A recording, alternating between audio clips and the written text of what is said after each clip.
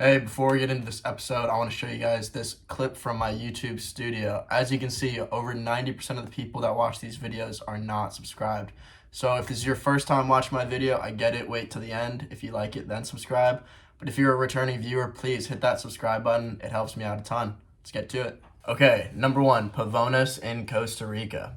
Hidden in the far south of Costa Rica is a wave that feels like it was carved by the surf gods themselves. It peels for minutes, bends around the land like a serpent, and when it's on, it seems to never end. This is Pavones.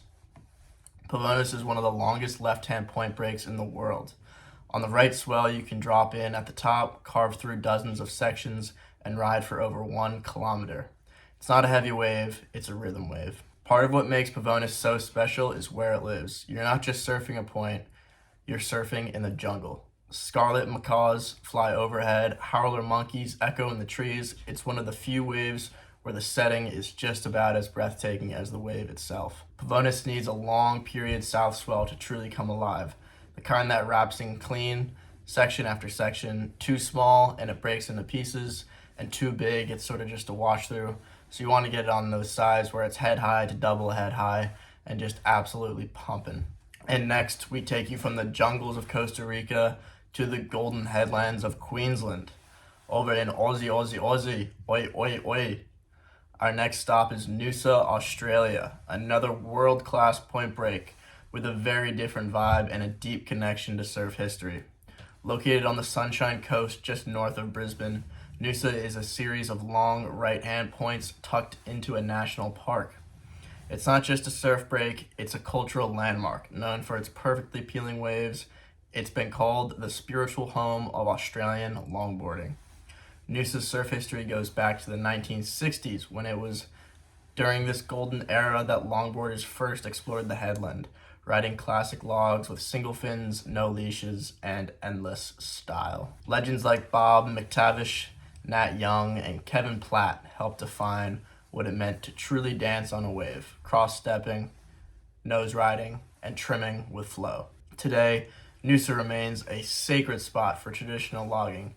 Every year, the Noosa Festival of Surfing brings together the best longboarders in the world, all chasing the same endless glide. The wave may not be too heavy or hollow, but what it lacks in power, it makes up for in purity and just that classic Aussie surf culture. Next on the list, from Australia's elegant points to the high deserts of Peru, this next wave isn't just long, it's historic. Welcome to Chicama, home to what may be the longest left-hand wave on the planet. Located in northern Peru, just outside the quiet fishing town of Puerto Malabrigo, Chicama stretches on and on, up to 2.2 kilometers on the right swell.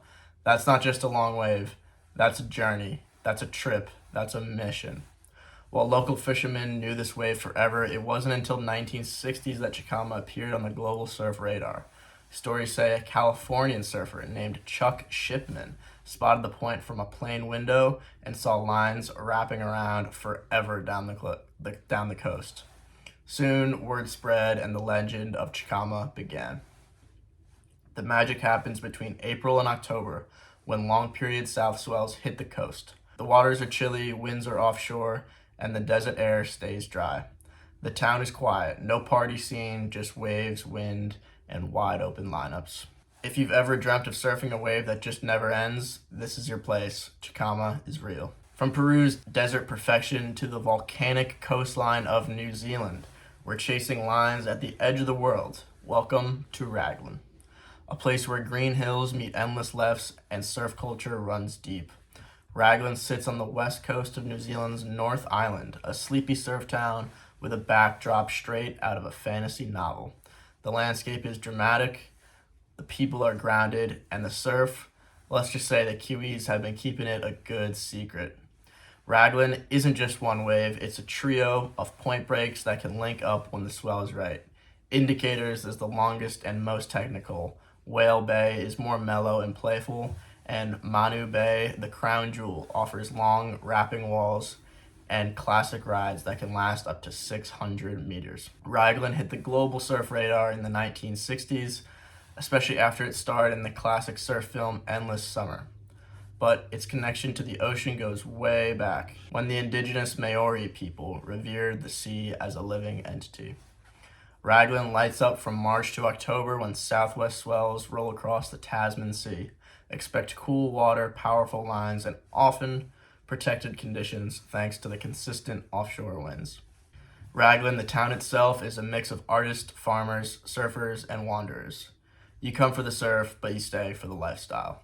From the cool points of New Zealand to the windswept edge of Africa, we've arrived at a new wave that feels too good to be true. This is Skeleton Bay, Namibia's mythical left-hand freight train. Set on the edge of Namib Desert, Skeleton Bay is one of the most remote and otherworldly waves on planet Earth. A sand-bottom point that forms once a year or sometimes not at all. It's a beach break, it's not a reef, it's just a freak of nature. This wave wasn't discovered the traditional way. In 2008, a crew of surfers spotted it on Google Earth, a perfect-looking point hidden in the dunes. They gambled, flew to Nimibia, and absolutely scored. The footage that followed changed the surf world forever. Scoring Skeleton Bay isn't a casual mission. You'll need a strong south swell, the right sand, and the patience to watch weather models like a hawk. Even when it works, it's punishing. Cold water, heavy currents, and barrels that will eat you alive and snap your board. It's not for everyone, but for those chasing the world's greatest waves, Skeleton Bay is a rite of passage. A mirage turned real, a dream that barrels for eternity. Alrighty, everyone, that is my list of the longest waves in the world. I hope you enjoyed this episode.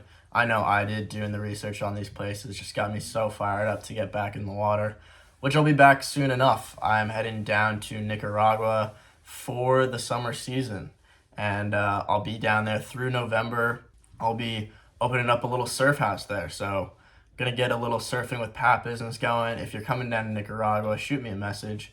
Would love for you to stay with me and we can surf together, talk surf, all that good stuff. And yeah, that's it for this episode of Pat Moriarty Surf. Make sure to hit the like and the subscribe button. It goes a long way helping me out and putting out some better and better content. So thanks for the support, and I'll see you next time. I'm here to spread some stoke and prove that with a little bit of training and a little bit of adventure, anyone can go from a kook to chasing some of the best waves on planet Earth. I'm here to provide you with educational, entertaining, and relatable surf content. Subscribe, follow my progress,